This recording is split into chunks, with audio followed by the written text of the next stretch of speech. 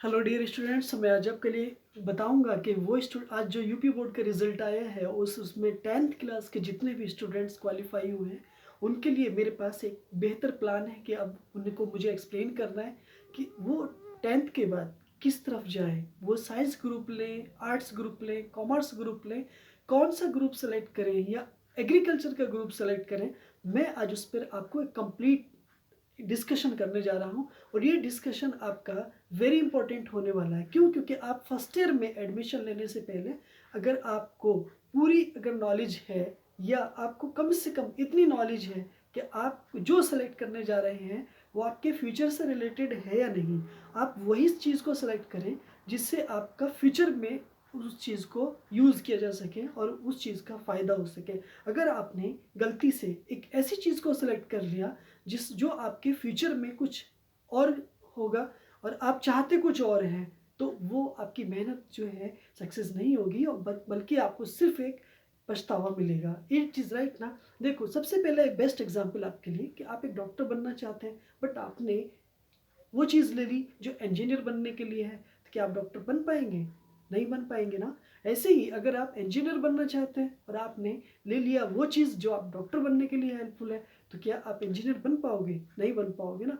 ठीक है, इसलिए हमें अगला स्टेप उठाने से पहले, फर्स्ट ईयर में एडमिशन को लेने से पहले हमें ये सेलेक्ट करना होगा कि हमें क्या चीज़ को सिलेक्ट करना है। हमें आर्ट्स ग्रुप को सिलेक्ट करना है, साइंस ग्रुप को सिलेक्ट करना है। अगर साइंस ग्रुप को सेलेक्ट करना है तो कौन सा ग्रुप सेलेक्ट करना है जो हमारा मेडिकल साइंस में हेल्प करेगा या जो हमारा इंजीनियरिंग लाइन में हेल्प करेगा, और या फिर हमें सेलेक्ट करना है कॉमर्स ग्रुप जो हमारे बैंकिंग ग्रुप को लेकर के बहुत ज़्यादा हेल्पफुल है। तो लेटेस्ट स्टार्ट। आइए मैं उस पर डिस्कशन करता हूँ आपके लिए। मेरी वीडियो में आप अंत तक बने रहें क्योंकि इस वीडियो से आपको इतनी बड़ी हेल्प होने वाली है कि ये वीडियो आपकी एक कदम पर अगर आप थोड़ी सी चेंज हो गया, आप जो मिस्टेक करने जा रहे हैं अगर इस वीडियो को देख करके उस मिस्टेक्स में आपने इम्प्रूवमेंट कर लिया तो आपका एक बहुत अच्छा प्रोग्रेस होगा। तो मेरे साथ बने रहें वीडियो के अंत तक और मेरे साथ स्टडी करेंगे आप। नेक्स्ट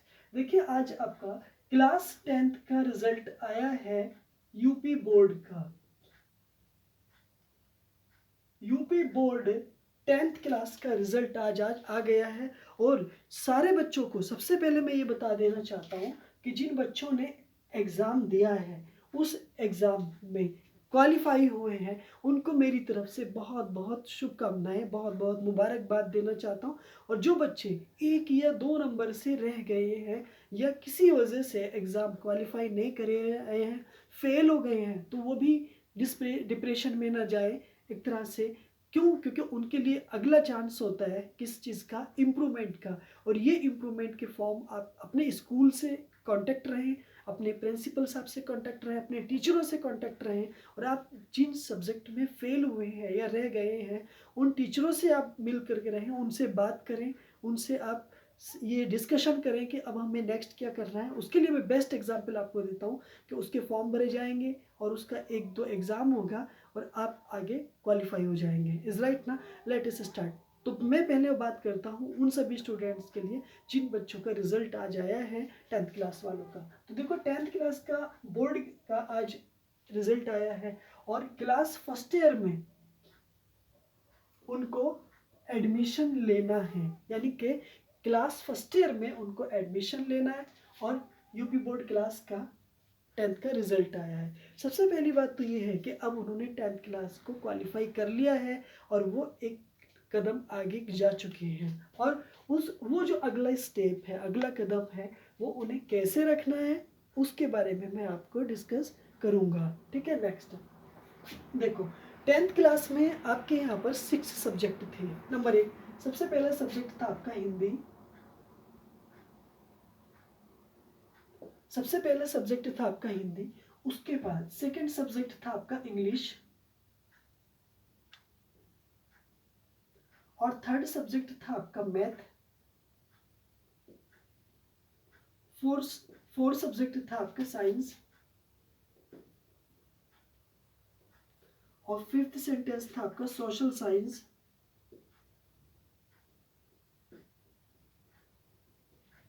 एंड सिक्स्थ सेंटेंस था आपका ड्राइंग, बट ये वो ग्रुप था जो बेसिक रूप से बच्चों के पास था मैक्सिमम तरीके से। लेकिन एक दो इसमें यहाँ पर एक दूसरा सब्जेक्ट आएगा HS,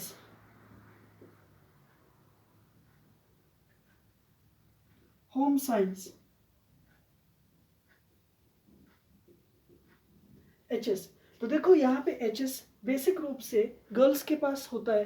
क्यों? क्योंकि ये एक विकल्प होता है किसका? मैथ का विकल्प होता है ना, ऑब्लिक करके मैंने यहाँ पे डाल दिया HS, ठीक है। तो यहाँ मैथ लड़कियों के पास मैथ की जगह HS होता है, होम साइंस होता है, जबकि मैथ एक मैथ ग्रुप वाला होता है। तो अब यहीं पर ये डिस्कस करो, आपको सिर्फ यहाँ पर 12th क्लास में क्वेश्चन चल रहा होगा कि सर 11th क्लास में भी हमें क्या ये 6 सब्जेक्ट स्टडी करने होंगे? क्या हम इनको 6 सब्जेक्ट को स्टडी करेंगे 11th क्लास में? ना, नहीं, आपको सिर्फ यहाँ पर 5 सब्जेक्ट को सिलेक्ट करना होगा। कितने सब्जेक्ट को? 5 सब्जेक्ट को सिलेक्ट करना होगा।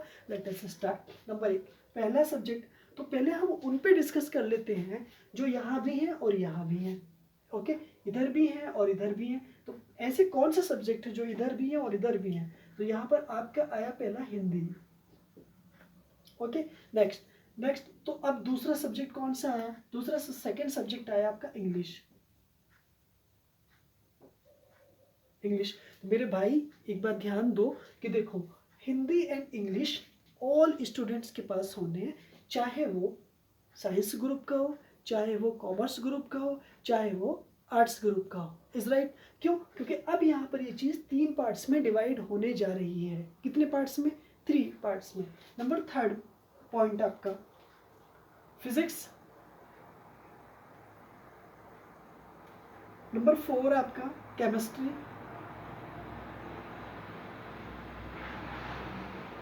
नंबर 5 आपका मैथमेटिक्स, मैथ्स, नंबर 6 आपका biology,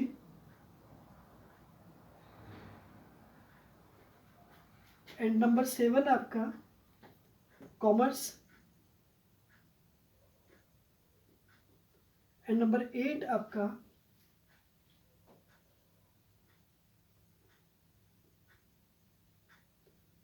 geography, economics,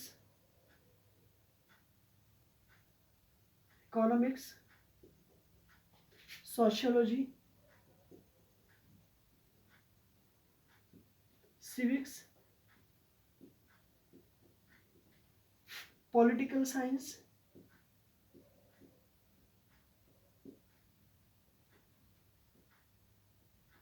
and history. देखो अब यहाँ पे डिस्कस कर लेते हैं। देखो आप अपने इंटरेस्ट के अकॉर्डिंग, पहली बात ये जानो कि आपको इंटरेस्ट किधर है। सबसे पहली बात, आप इनको इंटरेस्ट हिंदी इंग्लिश आपके लिए कंपलसरी है, ये दोनों कंपलसरी हैं, ठीक है, ये कंपलसरी है यहाँ पर, ठीक है।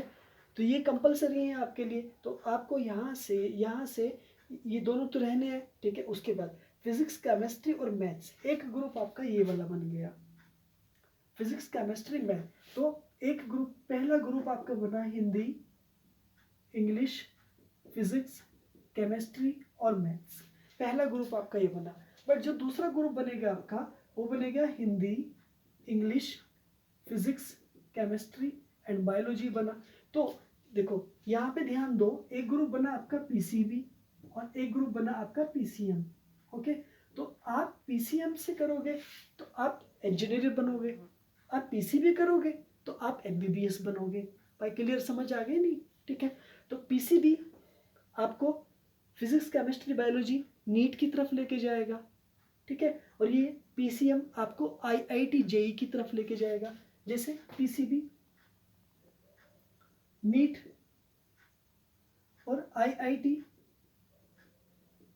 JEE की तरफ लेके जाएगा, ठीक है। बात समझ आ गई? क्लियर है ना? ठीक है। अब यहाँ पे ध्यान दो कि जो कॉमर्स वाले हैं हिंदी इंग्लिश और कॉमर्स को सिलेक्ट करेंगे, इज राइट ना। जबकि Hindi English geography economics sociology, geography sociology political science, geography economics ठीक है, सिविक्स। अब ये सारी चीज़ आपके माइंड में चल रहा होगा, सर कि इतनी सारी चीज़ें हम कैसे लेंगे। देखो ये आपके स्कूल पर डिपेंड करता है, स्कूल पे आपके जो स्कूल में जो सब्जेक्ट होते हैं उनको लिया जाता है, ठीक है। बट एक यहाँ पर अगला एक पॉइंट यहाँ पर मैं बता देता हूँ, एक एग्रीकल्चर भी होता है। 9 नंबर एग्रीकल्चर, एक सब्जेक्ट होता है एग्रीकल्चर। तो आप यहाँ पर साइंस एग्रीकल्चर जो साइंस होता है, ठीक है, ये भी इंटर होता है, एक सब्जेक्ट एग्रीकल्चर का होता है, तो आप एग्रीकल्चर से भी कर सकते हो। इसका मतलब ये हुआ कि 11th क्लास में आपको जो सब्जेक्ट हैं आपके ये वाले, आपको ये सेलेक्ट करने हैं, इज राइट ना। और इनमें से आपको आप पीसीएम भी जा सकते हो और पीसीबी भी जा सकते हो, बट हिंदी और इंग्लिश आपके लिए कंपलसरी होता है। और सबसे बड़ी बात ये है कि अगर कोई बच्चा यहाँ पर होम साइंस का विकल्प होता है, ये आपके पास मैं बता देता हूँ, होम साइंस का विकल्प होता है। क्यों? क्योंकि यहाँ भी होम साइंस होता है, होम साइंस होता है। और जो आर्ट्स ग्रुप वाले स्टूडेंट होते हैं बेसिक ग्रुप से, जिनके पास 10th क्लास में होम साइंस होता है, तो यहाँ पे भी होम साइंस होता है। और यहाँ पर बस एक विकल्प ही आ जाता है लैंग्वेज का, ठीक है, लैंग्वेज का, संस्कृत लैंग्वेज का, संस्कृत लैंग्वेज का, जो इंग्लिश में और संस्कृत में से किसी एक को सिलेक्ट करना होता है, ठीक है। आई होप ये सारी बातें आपको अच्छे से समझ आ रही होंगी, एक बार रिवाइज करो।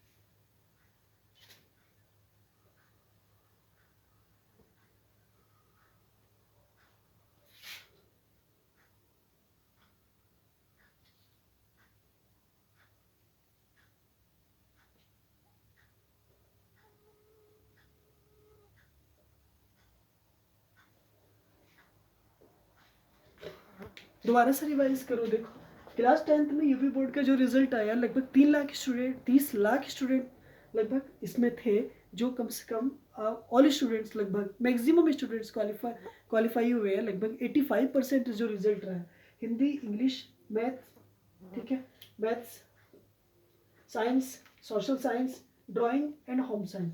मैथ्स और होम साइंस में से किसी एक को सिलेक्ट करना था।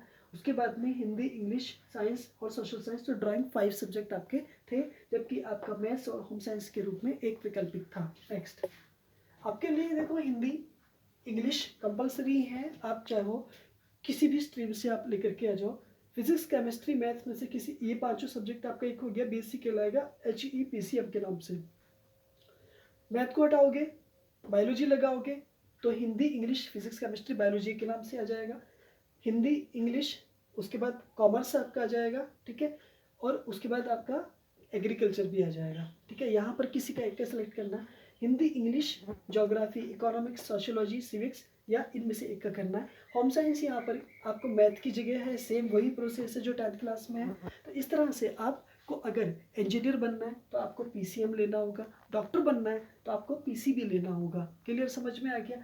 और आपको ना इंजीनियर बनना है ना डॉक्टर बनना है, और आपको एक ऑफिसर बनना है, IAS PCS अगर बनना है, तो आपको यहाँ पर political science, history, geography, economics, sociology, civics लेकर के बन सकते हो। लेकिन ऐसा नहीं कि आप इनको लेकर के नहीं बन सकते। क्यों? क्योंकि IAS बनने के लिए आपको, UPSC में जाने के लिए आपको, आप किसी भी स्ट्रीम से हो, आप एंटर करोगे, आप अंदर जाओगे, ठीक है। बट आपको ज़्यादा माथापच्ची करने की ज़रूरत नहीं है। आप अपने एग्ज़ाम में हो, फर्स्ट ईयर हो, एंजॉय के साथ स्टडी करो अपने। और आप, मेरी तरफ से आपको ढेर सारी बहुत बहुत मुबारकबाद देता हूँ मैं आपको। खुश रहिए, हैप्पी रहिए, और ऐसे ही बने रहिए। अगर वीडियो को शेयर नहीं किया है, लाइक नहीं किया है, सब्सक्राइब हमारे चैनल को नहीं किया है, तो आप प्लीज़ जल्दी कर लो, क्योंकि आप लोग भूल जाते हो, ठीक है। और मिलता हूँ आपसे अगली वीडियो में। और अगर कोई क्वेरीज है तो आप मुझे कमेंट में सेंड करें। अपना ख्याल रखिए, अपनी हेल्थ का ध्यान रखिए, अपने स्वास्थ्य का ध्यान रखिए, अपने परिवार का ध्यान रखिए। Bye bye.